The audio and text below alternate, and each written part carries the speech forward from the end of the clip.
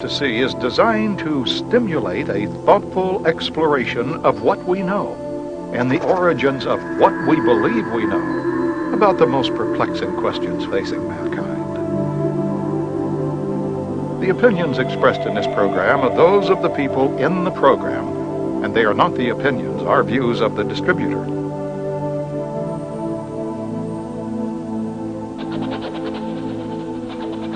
This program is offered in the interest of promoting an open discussion that may lead us to truth.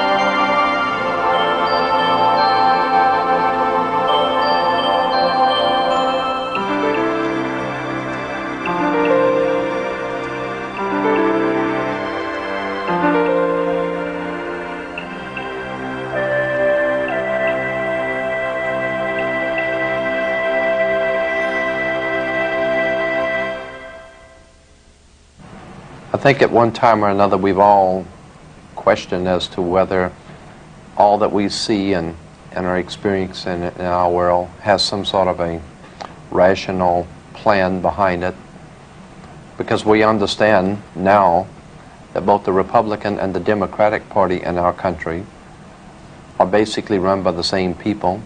The same money finances both sides. We now know, of course, through the work of many historians who have spent their life working on research to show us that both sides of world conflicts have always been financed by the same people. And as I've said before, there seems to be a method to the madness going on in the world. We know, of course, that we cannot depend on our leaders. Our leaders are misleaders. There is a science that they're following. They have their own agenda, and it doesn't include you. Conflicts require money and cooperation. World conflicts require world banks, International Monetary Fund. Professional groups all have fraternal orders. Doctors, attorneys, etc. have their own specific fraternal orders. In the banking world, it is the same way. They have a fraternal order. In politics, there is a fraternal order. However, we're not supposed to know anything about that because that's not our business. That fraternal order in politics and banking has been known for many years by those in the inside.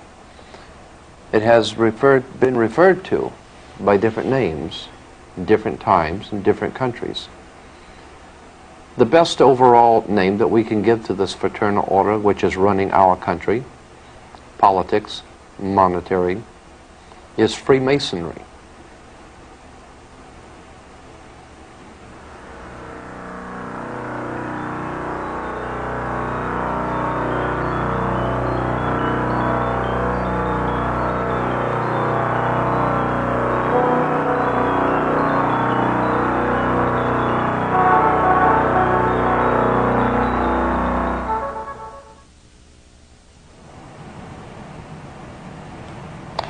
Our country, like so many before us and like so many after us, was in fact founded by Freemasons.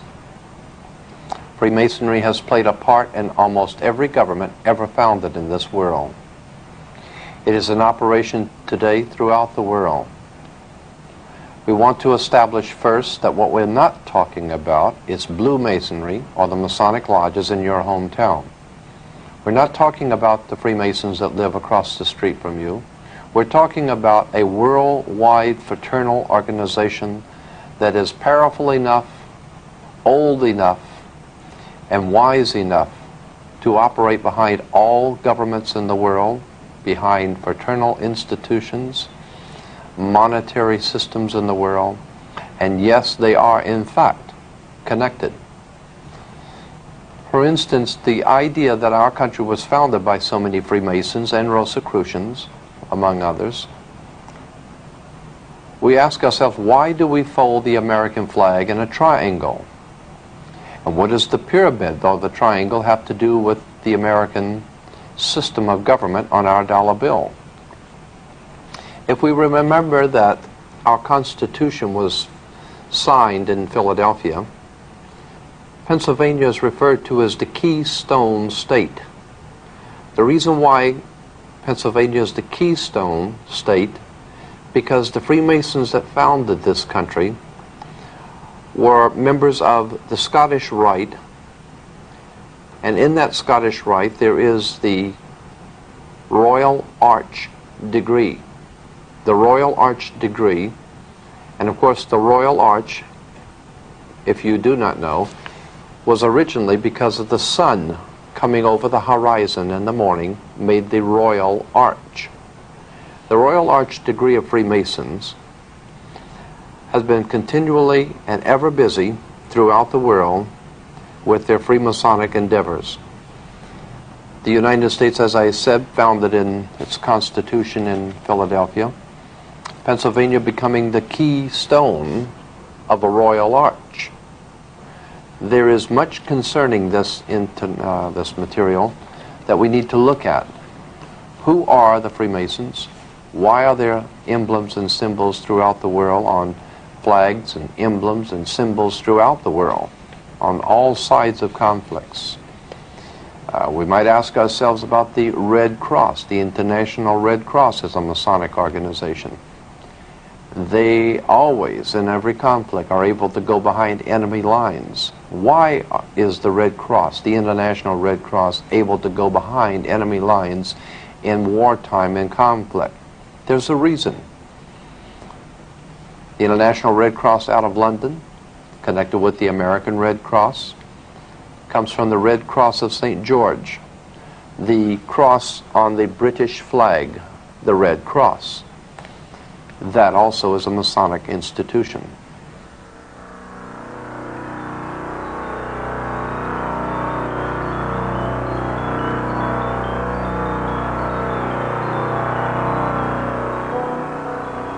You might want to ask yourself some very important questions about this point. For instance, why is Hollywood continually bombarding our country and this world with trash movies which betray violence, rape, crime of every kind, bloodshed? Why does Hollywood continue to pump out motion pictures depicting murder and violence and bloodshed, then turning around and saying that movies and tapes don't have any influence on young people's minds or on people's minds, when the obvious is true, that all tapes and movies influence people's minds? Ask yourself why. What is the purpose for portraying so much violence and horror and gory bloodshed in motion pictures? There's a reason for it. You better think about it. Ask yourself also about the biological warfare going on in the world today. AIDS coming from out of nowhere into the homosexual community. What are homosexuals doing today that they didn't do 6,000 years ago? And why is it we all of a sudden in 1980s have AIDS? Is there any connection between AIDS and the Legionnaire's disease and biological experimentation going on with the CIA, the USIA, the NSA, and all the other government agencies that you don't know anything about? Is it possible that there could be some sort of a biological experiments going on, some of them going awry, some of them purposely allowed to go awry to see how far they will go? Is there any kind of a rhyme or reason for the things that are happening today? Keep in mind, too, that what your government pays for, it gets. If you are paid to do something for the government, they will extract from you exactly what they have paid for. When we understand that, Then we look at universities and schools, government-financed institutions of education, and see the kind of students and the kind of education that's being turned out by these government-financed schools. Logic will tell you that if what is being turned out in those schools was not in accord with what the state and the federal government wanted, then it would change it. The bottom line is that the government is getting what they have ordered. They're getting what they have paid for. They do not want your children to be educated. They do not want you to think too much. That is why our country and our world has become so proliferated with entertainments, mass media, game shows, television shows, amusement parks, drugs, alcohol, and every kind of entertainment to keep the human mind entertained, so that you don't get in the way of important people by doing too much thinking. You had better wake up and understand that there are people who are guiding your life and you don't even know it. And all American citizens, I think, have suspected something like this is going on. But we're all too busy trying to stay alive and live our lives. And after all, what can one person do about it? One person can do nothing, but a nation educated can do much. Why does Hollywood make motion pictures like Death Wish and Dirty Harry, always showing how regular citizens are misused and abused and tricked and deceived by their government, and then one lone guy has to stand up for what's right because the whole system is corrupt? Why do you think they make movies like that? Is there a message in that? I'll tell you why. It's very simple. First of all, these conspirators, these people, make the movies showing you what the problem is. Then they make the movies to show you what the solution is. They know that you are frustrated. They know that the people of America are frustrated because there is no law and order. But that's purposely designed. We're not supposed to have law and order yet. We're supposed to have crime and the immorality and the drugs and the murder and all the other things that we are besieged by. We're supposed to have that. If the government did not want it, it would not be here. Believe me. This is the most powerful government the world has ever known. They had the ability to get a hold on Adolf Hitler 50 years ago. He had a standing army, the greatest navy, air force, military, secret underworld organizations operating throughout the world. But this government got a hold on Adolf Hitler because it chose to and it wanted to. And if you do not pay your income taxes, they will find you if you go to the Amazon jungle, and they will make an example of you. They will find you and they will deal with you, and you know it.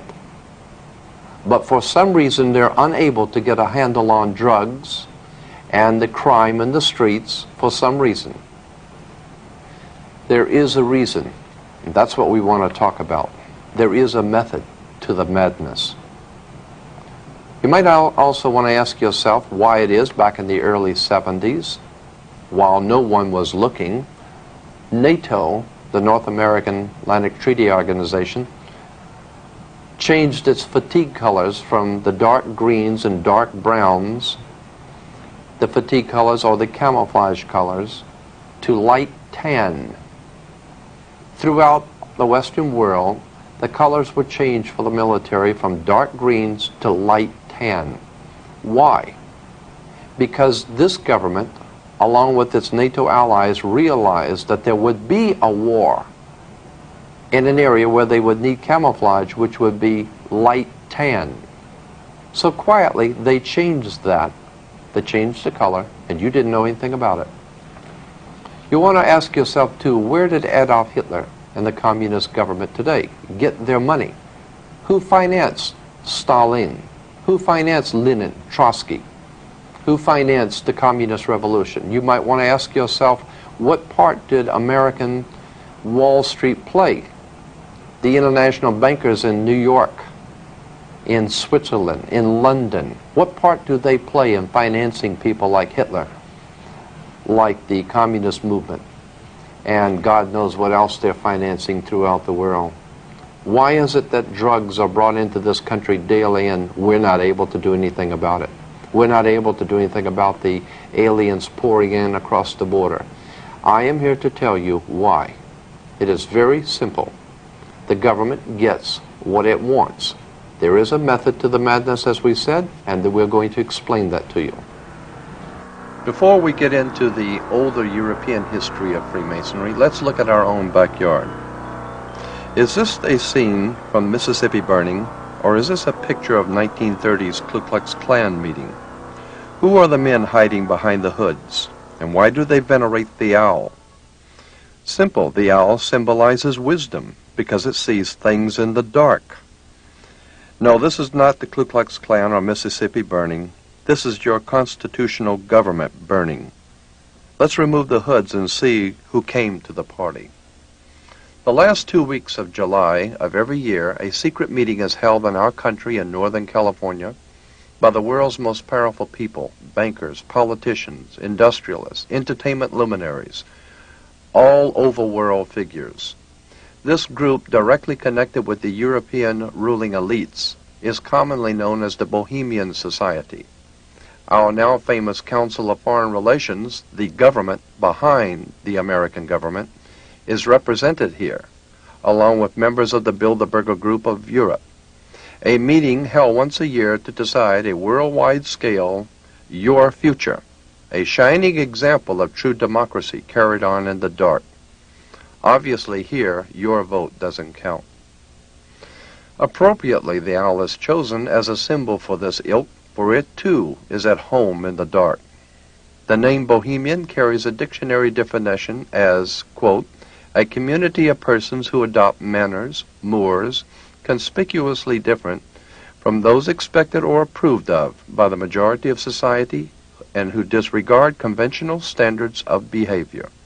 No wonder they want no input from you. More specifically American and even darker and equally as insidious is an organization that our own President George Bush belongs to, namely Skull and Bones, rightly understood to be America's secret establishment. The Bohemian Society, Skull and Bones, CIA, DEA, Mafia, and the IRS are just some of the groups that make up the true power behind the throne of America. Like all other kingships, America's power elite hinges on family blood, just as the power structure of the Mafia. To show that the word bloodline is not just a figure of speech, let's take a look at the actual facts. Carefully outlined here are the actual lineages of American presidents and their bloodline connected to European aristocracies of power. Starting from Edward II and III of England, 28 out of our 42 presidents were connected by blood, including President Bush and Vice President Quayle, who are also in fact related to each other. Most of the 14 not connected by blood were connected by fraternal orders used by the bloodlines, with only a few exceptions, notably in disruption, the Kennedys, seeking to disrupt this dynasty of power in America. Owing to their vast financial backing and personal intellectual charisma, and much behind-the-scenes political maneuvering by his father, Joe Kennedy, John Fitzgerald Kennedy was inserted into the presidency. The idea being to disrupt the status quo by establishing a Kennedy Roman Catholic dynasty, and thereby serving notice on the Freemasonic powers of this world of their unwillingness to cooperate and play by the unwritten rules. Justifiably feeling threatened, the established bloodlines of power in America removed the Kennedy threat.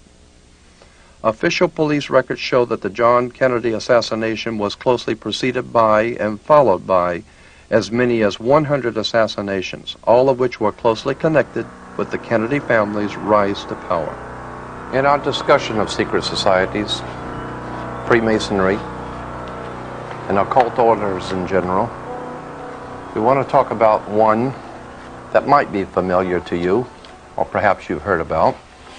It's called the Illuminati.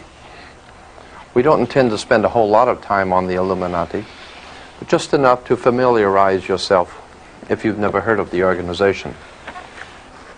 It was founded in 1776 in the south of Germany by a man named Adam Weishaupt.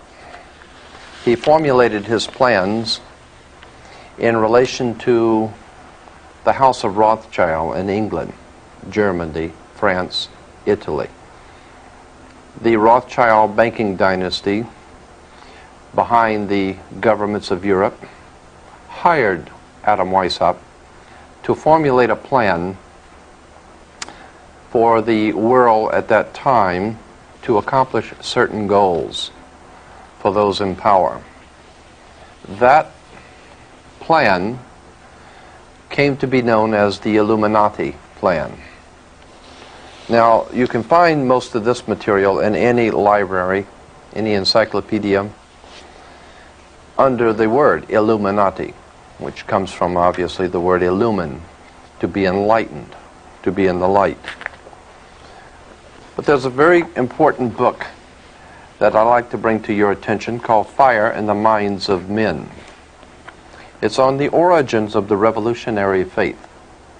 Fire in the Minds of Men, written by James Billington, is a profoundly important book in understanding the revolutionary and radical movements of the world today and how they got here and who finances them and what they're really all about. I'd like to read to you a couple of paragraphs of importance, I think, in dealing with the occult origins of the organizational arrangements, how the occult organizations throughout the world, secret societies, are organized. In it, on page 87, he says, "The story of the secret societies can never be fully reconstructed, and it has been badly neglected, even avoided, one suspects, because of the evidence that is available repeatedly leads us into territory equally uncongenial to modern historians in the East and the West. In what follows, I shall attempt to show that the modern revolutionary tradition as it came to be internationalized under Napoleon, the Restoration, grew out of occult Freemasonry, that the early organizational ideas originated more from Pythagorean mysticism than from practical experience, and that the real innovators were not so much the political activists as literary intellectuals, on whom German Romantic thought in general and the Bavarian Illuminati in particular exerted great influence." Here he was talking about the organization of the Bavarian Illuminati. You can't discuss the Illuminati without understanding the Jesuit order of the Catholic Church, because Adam Weishaupt himself, the founder of the Illuminati, was in fact a Jesuit priest. He was not just an ordinary Jesuit priest, though. In Bavaria, he continued to support revolutionary and radical thinking against the church and has given to the world what has come to be known as the revolutionary tradition. In May 1st, 1776 is when Adam Weishaupt founded this order, and that's why, of course, in Soviet Union and other communist countries, that May 1st is considered to be the important day to all communist revolutionaries, because Adam Weishaupt founded the Illuminati on May 1st. This you will find, as I said, in any encyclopedia. The bait that was laid by Adam Weishaupt for control of peoples was a very old and tried project. It was called democracy, a people's democracy. Adam Weishaupt, like many others before him, understood that democracy has never worked, is not working now, and never will work. Basically because of the reason that people, while they could be and are the power of any government, the people are always the power of a government. And that on the surface, democracy seems to be the best of all possible worlds. Democracy is a very bad form of government because the people can be misled. Because democracy means, it comes from the word demos, meaning mob. A mob in the street is a demos. Demosocracy, ocracy meaning rule. Demosocracy or democracy means mob rule. You might say that true democracy is like 35 whites hanging one black. That's democracy, the rule of the mob. Now when we put it into more Americanized political terms, it's the rule of the people. And while that may sound good in print, the founders of democracy in our modern day form realized that the people can be manipulated into accepting whatever they want the people to accept. Let's go on with this subject of the Illuminati and its symbols.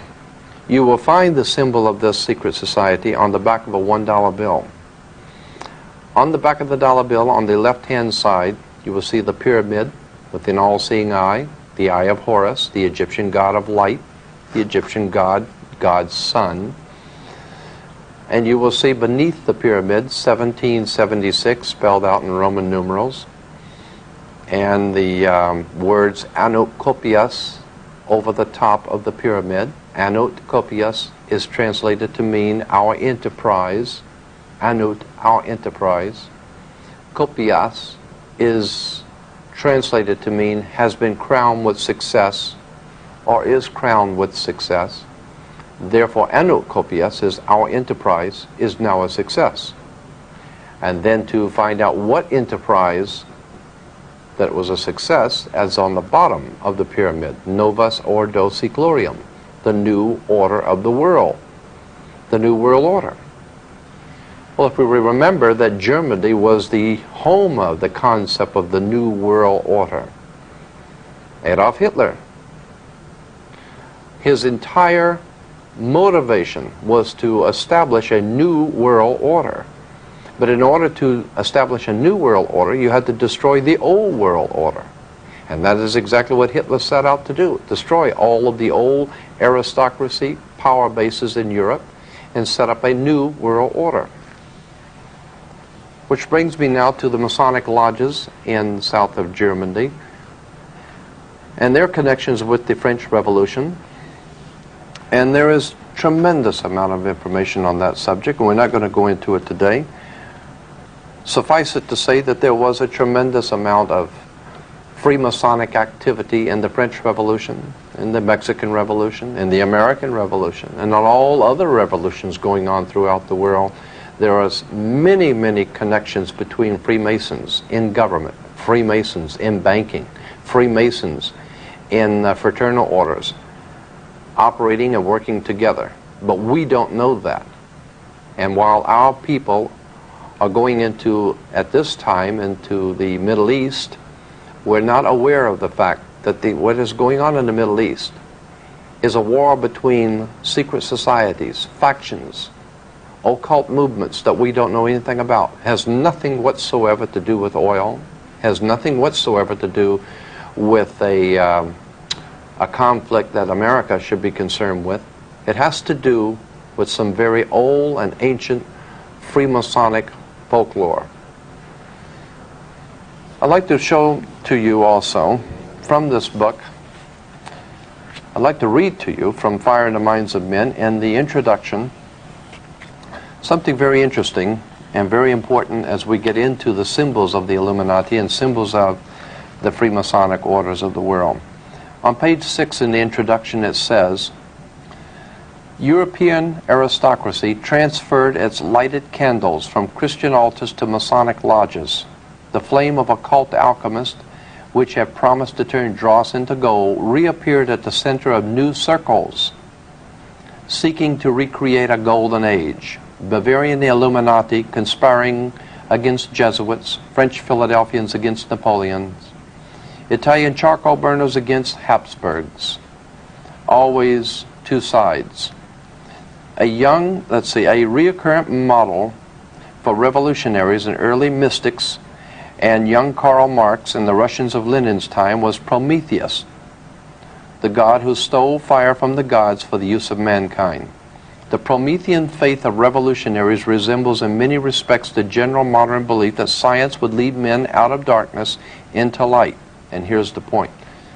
But there was also a more pointed millennial assumption that on the new day that was dawning, the sun would never set. Early during the French Revolution was born, quote, the solar myth of revolution, end quote, suggesting that the sun was rising on a new era in which darkness would vanish forever. This image became implanted at a level of consciousness which simultaneously interpreted something real and produced a new reality.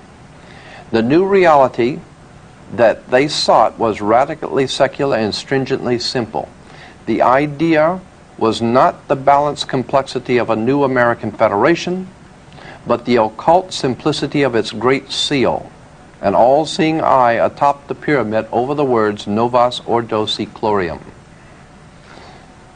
The seal that we have on an American dollar bill is an occult seal of an occult society pursuing an occult agenda. We are not aware of that. And that's what we at International Research hope to do for you, is to make you aware of certain things which are going on in our government, in our world today, that you have not up till now been made aware of.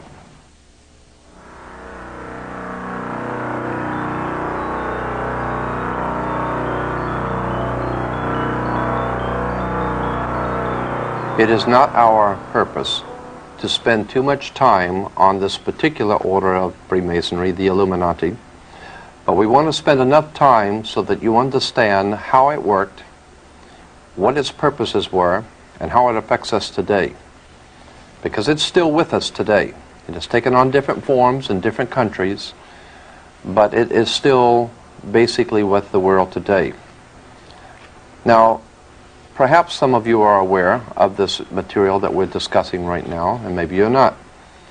But to show that this is not just our understanding of things, we have gone back to records in the past, as far back as the founding of the United States, and comments made by George Washington, which we're going to read in a few moments. Here is an article from the grand jury of the state of Pennsylvania, published in 1800s, dealing with Freemasonry and the Illuminati and the problems that they were confronting in the state of Pennsylvania. As we said, George Washington mentioned the Illuminati, and I mentioned the Illuminati a few moments ago in relation to the democratic societies that were being founded in the United States. The Democratic Party today is an outgrowth of what we call the democratic societies of Europe. The democratic societies, while on the surface sounds good, but when one looks further into what democracy means and how it actually works, democracy does not seem to work too well. And there's a reason. Let me read to you from a California State Senate first. 11th report, State Investigating Committee on Education, published in 1953 by the California State Senate, and it talks about the Illuminati. You can get a copy of this from the International Research if you wish.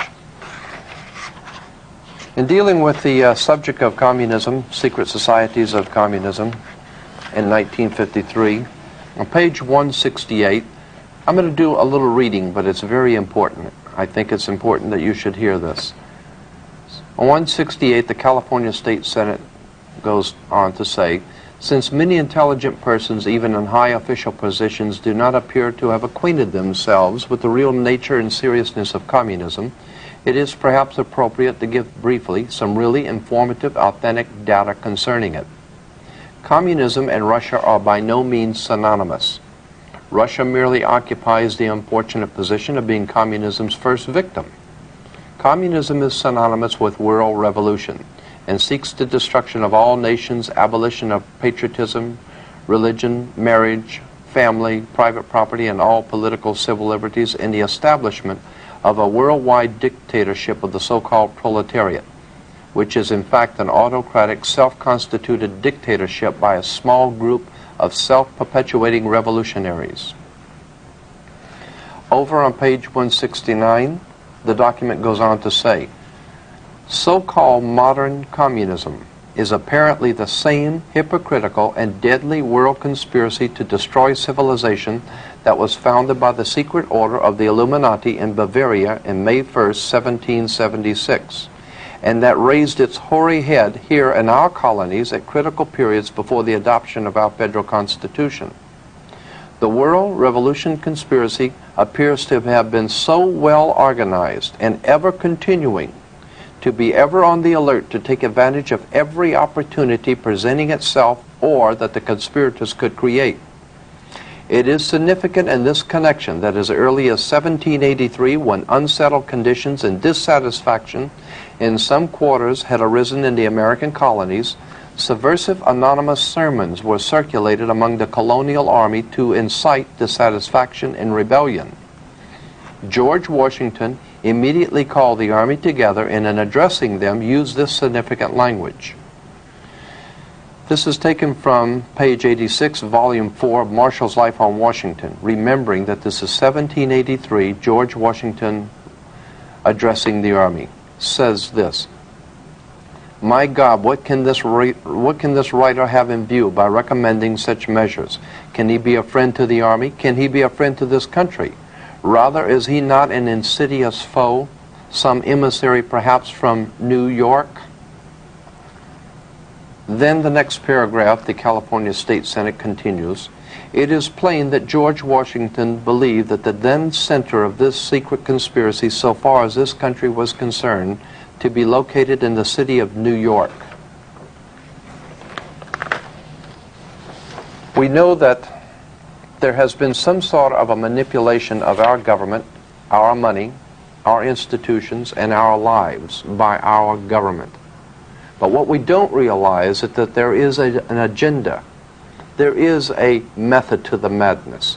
We want to look into this secret movements of the world and how they affect us in our private lives. Now, we may not think they affect us on a private level, but they do. They affect your children in school. They affect what your children learn. They affect what you learn from nightly television. There have been many movies discussing this publicly. Even George Washington, in his personal letters, mentioned the Illuminati and Freemasonry. George Washington himself was a Freemason. In response to a letter sent to George Washington in 1798, warning him about a Masonic movement operating in America, and this particular Masonic movement are referred to as the Illuminati, George Washington responded in a letter to the person saying that I have the favor of the 17th instant before me, and my only motive to trouble you with the receipt of this letter is to explain and correct a mistake which I perceive in a hurry I'm obliged often to write letters I have led you into. It was not my intention to doubt that the doctrines of the Illuminati, the principles of Jacobinism, had not spread to the United States. On the contrary, no one is more truly satisfied of that fact than I am. The idea that I meant to convey, that I did not believe that the lodges of Freemasonry in this country as societies have endeavored to promulgate the diabolical tenets of the first or the pernicious principles of the latter, if they are susceptible to separation, but that individuals of them may have done it, or that the founder or instrument founded or the instrument employed to found the democratic societies in the United States may have had these objects in mind and actually had the separation of the people from their government in view is too evident to be questioned. What George Washington was saying was that the mere fact that someone had charged that the Illuminati was operating in America, George Washington said, on the contrary, no one is more truly satisfied of that fact than I am. And then he proceeded to say that he did not believe that all Freemasons were involved in this plot, but that the founders of the Democratic Society in America, or the Democratic Party, as we call it today, in America, had the object in mind of the Illuminati's projects, and had actually, the Democratic Party, George Washington said, actually had the separation of the people from their government in view. It is too evident to be questioned. That may explain why today that in a democratic country like America, the people make certain demands on the government and the government doesn't respond. The people want this, the government doesn't respond. The people demand that, the government doesn't respond. Because the whole concept of the democratic process in America was purposely to divide the people from their government, so that the people could be out here working, taking care of their lives, feeding their children, and sending their politicians to Washington to look out for them. When they got there, they were already members of certain fraternal organizations, and all government was already taken care of, so that the people have nothing to say about anything. And that's the point we're trying to make, that when you send politicians to Washington, D.C., they might just as well stay home, because the rhyme and reason of government has already been decided by secret societies and fraternal orders that you don't know anything about. In our discussion of the Illuminati, we want to also, when talking about the dollar bill and the symbol on the back of the dollar bill, let me read to you from the congressional report published by the Congress of the United States, a congressional report, which we will be happy to provide you with if you'd like a copy. It talks about steps toward a British Union, a world state, and international strife. International strife is very much concerned with a world state and British Union.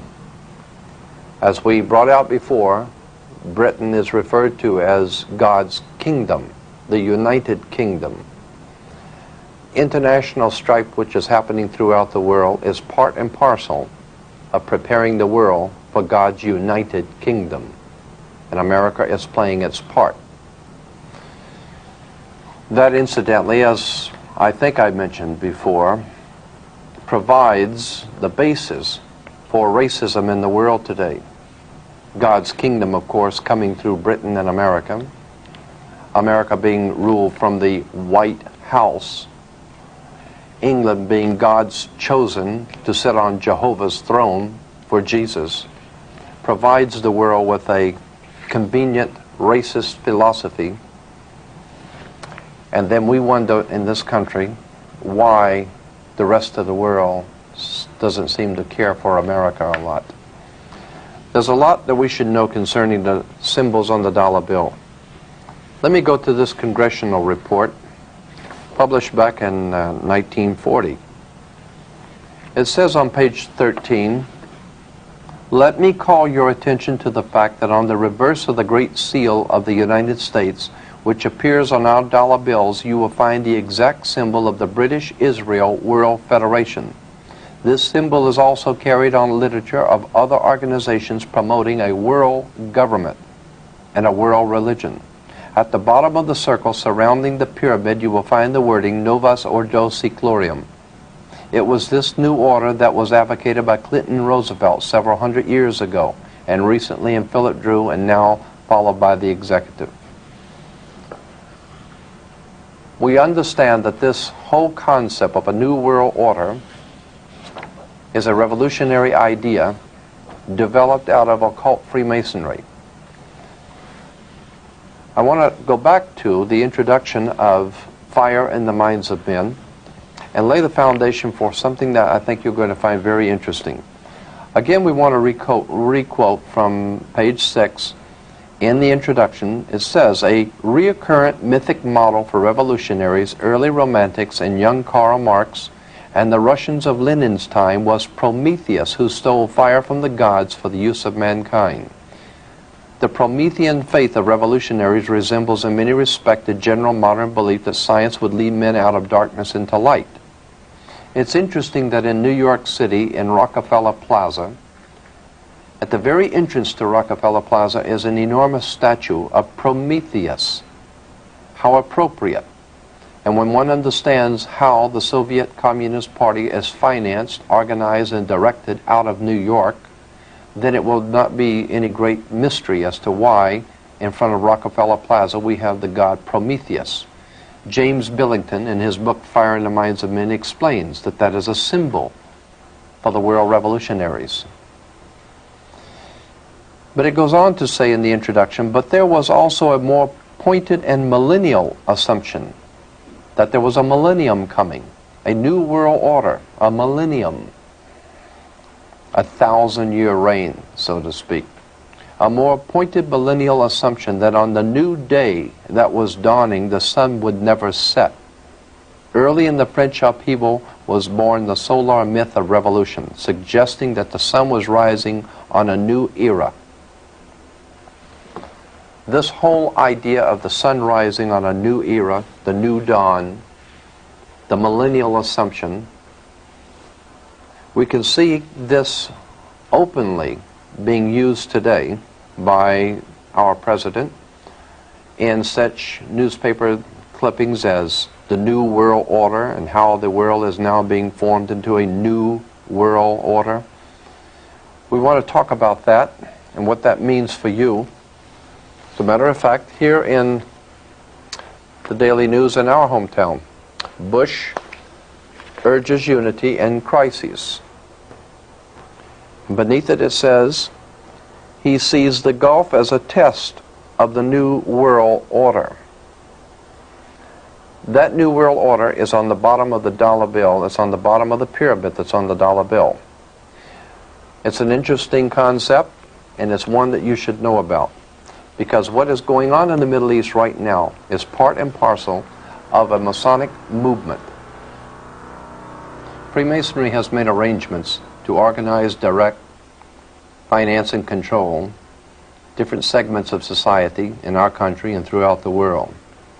They have realized that in this country, black movements are moving into mainstream America, therefore the need arises for black leaders to be able to fall in line, to go along, to get along.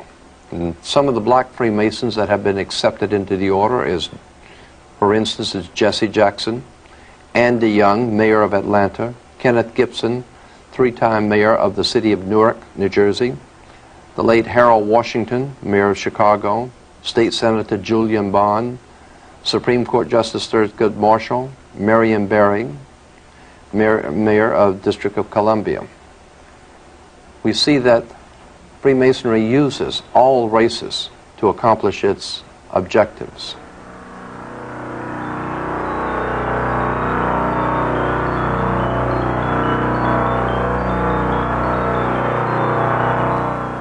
In Freemasonry in Europe, the groups were called circles, and you had your circle of friends. There were 5 circles of friends, America being one of them, Italy, France, Germany, England, and America, the 5 circles of friends. They were called in the European Freemasonry the Olympiads, so that today the Olympiad organization symbol is 5 circles, the 5 Masonic circles of friends. Of course, the Audi has only 4 circles because America is not included in that project. The circles were, of course, the circle of friends in the Masonic League. The other symbols on Freemasonry, the torch, of course, the Olympic torch is the torch of Prometheus, the god who stole fire for the service of man. And as we said in New York, in front of Rockefeller Plaza, you'll see the statue of Prometheus. In his hand is a flame, the torch, the fire of revolution. The dime, of course, on the Mercury head dime, in the back of the dime, you'll find the torch of illumination. It's still there today. The modern American dime has the torch of illumination. The Statue of Liberty has the torch. Of course, in all universities and colleges, we find in their symbols and emblems of universities have torches, standing for illumination of the Illuminati. As a matter of fact, when you are graduate from a university, you become an alumni, which is taken from, obviously, Illumini, Illuminati. You become an Illuminati. You become illuminated when you go to a university. Let's see, the torch is also used in Amoco oil, the B'nai B'rith, Crises magazine for blacks. It is found many, many places.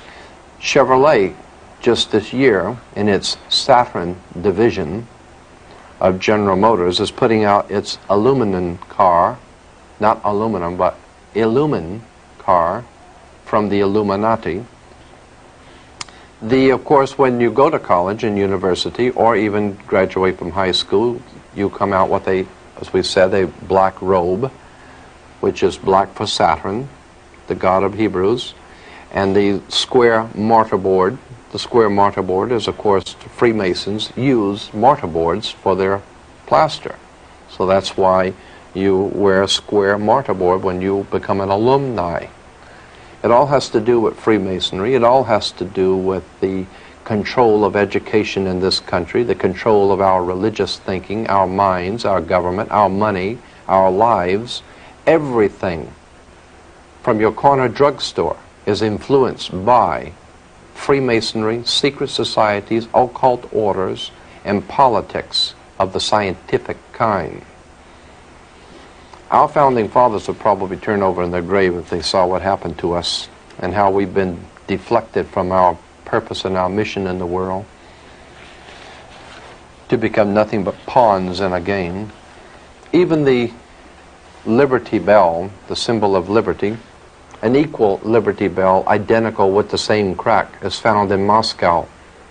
It's a very famous Liberty Bell of Moscow with the same crack. It becomes known as a symbol, the symbol of the Brotherhood of the Bell.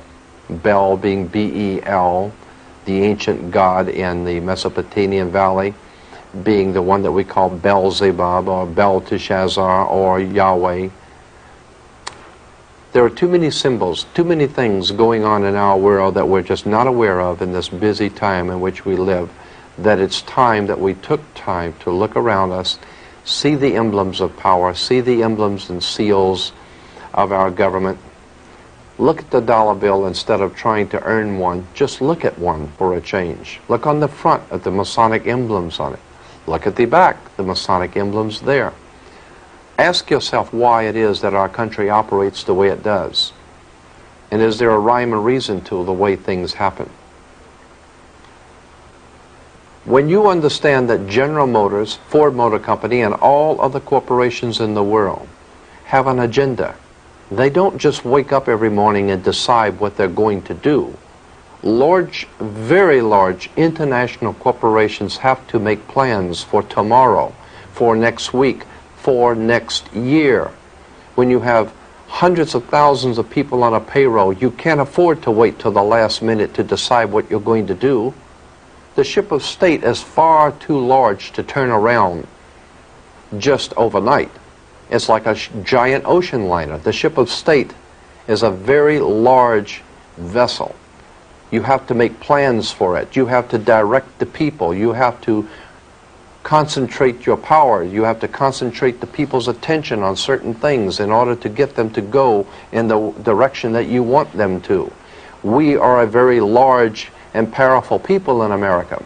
So our masters have to direct our thinking for us and prepare us in advance for their plans, for their hidden agendas. And of course, like docile sheep, we just go along to get along because we don't know any more about it than what we see on television. There's about time that we look into this world that we live in and examine who we are, why we're doing what we're doing, and where we're going. That's the purpose for what we're trying to do. As we said before, we're not trying to explain in detail everything because we can't. But we're trying to make you aware that there is an enormous world of material out there that you should be concerned with and know about, and it's our purpose to provide you with that material. You will find that the many things that we have collected on the secret societies, our government, governments of the world, Freemasonry, are just fascinating. When we remember that Abraham Lincoln was the first president to break all diplomatic ties with the Vatican in the 1860s, diplomatic ties continued broken with the United States until the coming of President Ronald Reagan. He reestablished full diplomatic ties with the Vatican, the first president since Lincoln to do so. His next official act was to travel to Europe at least 3 times to meet in private with the Pope. We were not told what was discussed. Later, the Pope is a host to other summit meetings. And then, of course, Ronald Reagan leaves the United States to go to Europe to visit the war dead, we are told, and he ends up at Pittsburgh Cemetery, the burial spot for the Nazi SS officers. We have to wonder what was going on. Did Ronald Reagan not know that he was going to a Nazi burial spot? Well, of course he did. He's not a fool. And there are no such a thing as mistakes made by presidents. That is a cover-up. When we see things happening on the world scene and we say, well, the president made a mistake and the government made a mistake, you have to know that in a government the size of the one that governs the United States, they don't make mistakes. They're well-calculated moves. They know what they're doing. They have an agenda. They have an idea, a purpose. So they don't make mistakes. Ronald Reagan's going to Pittsburgh was purposely done. It signals something to secret societies. The Gulf crisis today, there are many innuendos and things that are being said which lead one to understand that there's more going on in the Middle East than what we're told about. And as we said before, it has little to nothing to do with oil, little to nothing to do with a threat against this country, because this country has no threat. We have some interesting titles, some very interesting book showing Freemasonry, the Order of Malta with the Pope, Rome, the double-headed eagle, England, Freemasonic symbols, all Freemasonic in relation to Christianity, or should I say Jehovah's Witnesses' brand of Christianity. We have such books as Christian by Degrees, Masonic Religion Revealed in the Light of the Faith in Jehovah, Testament for a New World,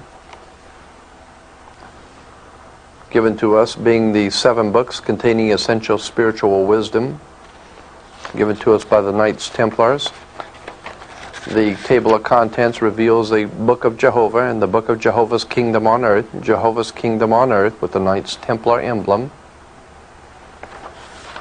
We see that Jehovah's Kingdom on Earth is nothing more than a Masonic kingdom, like the British United Kingdom. Jehovah's Witnesses, along with the Mormon Friends, Seventh-day Adventists, and as we said, all the other York Rite Masonic cults in America are spreading. They are the shock troops, so to speak, for Freemasonry to take the message of the kingdom to the rest of us in this nation to accept their Masonic kingdom. And they, unbeknownst to themselves, are the forerunners for a new world order that they have no idea in this world is coming. They have been duped, and they are too proud and arrogant to understand that. Here we have a book called The Teachings of Freemasonry. And we'll find that on the book of Teachings of Freemasonry, you have the Jewish Star of David, because in fact, Freemasonry is Jewish. Freemasonry has always known that its greatest enemy in Western civilization is Rome. And that's why there has always been this animosity between the Catholic Church and Judaism. There has always been this animosity between the Catholic Church and Judaism. The Jews were persecuted in the Old Country, in Europe, and there still remains that animosity between Judaism and the Catholic movement today. But not because of religion, but because of the secret societies that operate behind both of those organizations.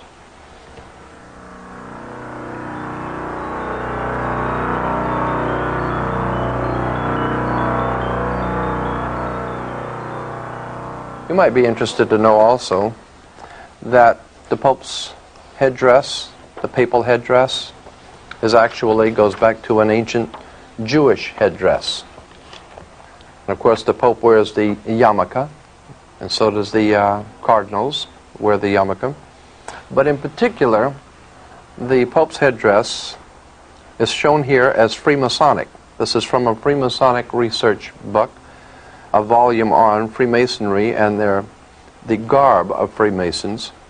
And here we had one Freemason with the Jewish breastplate and the papal headdress. We have other Masonic garb showing that when we see the Pope and we see the priest, we see religious movements throughout the world, their garb, it's all Freemasonry. I think those among us that are concerned with the race issue throughout the world might be interested to know that here's another Freemasonic Brotherhood of Power, an expose of the secret Africana Brotherhood, Brotherhood, Freemasonry. So when we see what's happening in South Africa, it is no great wonder that South Africa's greatest friend is Israel. There is a famous song from the 1960s entitled, "Does Anyone Know What Time It Is?" We respectfully submit that it is time to wake up to the most serious problem that we face as a free society. Speaking of time, the new edition of the magazine tells us that it's high time, like the owl, to see things that have been kept in the dark. This will not be difficult because the truth has been hiding in plain view all along. In the Congress resides the American symbols of power, known in the dictionary as the fasci. The fasci itself is nothing more than an ancient symbol of an ancient priesthood from an ancient world. The axe, which explains why in the Second World War the powers of Hitler were called the Axis powers. The fasci was used by the priesthood of the axe in the ancient world, and by Adolf Hitler, by General Franco, Mussolini, and many other underworld fascist movements and mafia-style organizations, commonly understood to be called the untouchables. As I said at the beginning, and as even Time magazine has obviously had to admit, our leaders are the best that money can buy. They've sold you out to a hidden agenda a long time ago. Now you have just seen the faint outline.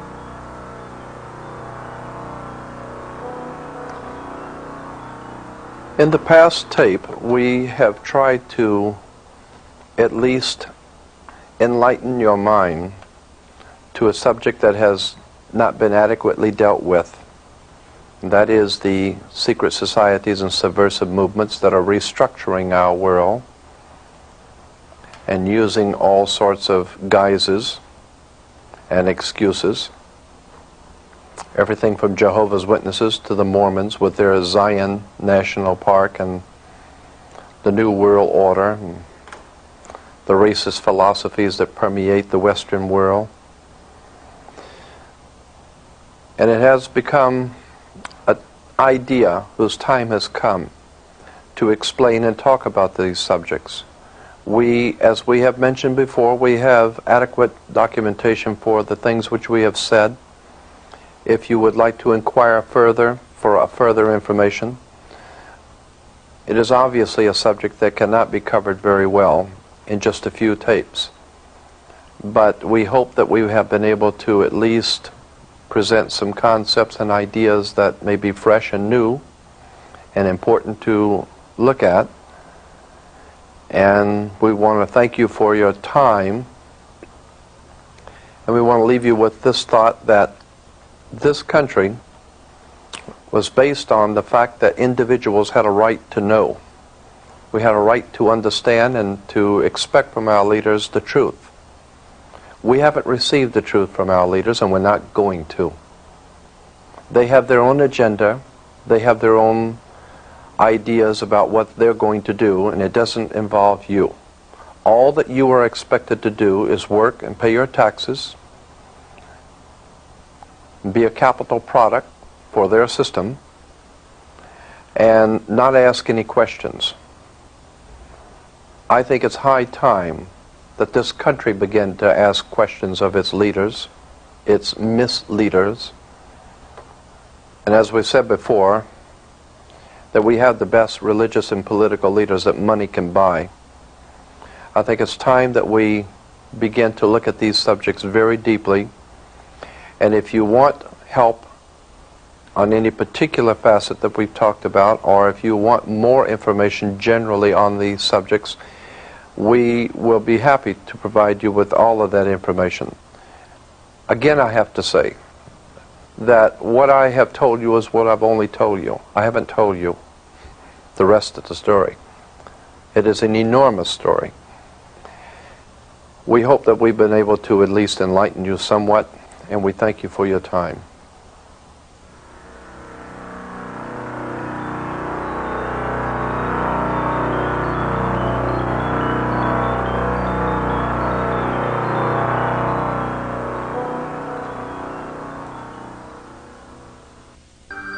And now you can order this and many other fine tapes on the internet at www.lightworksav.com. That's lightworksav.com, as in Lightworks Audio and Video. For a catalog of other fine tapes, please send $2 to Lightworks Audio.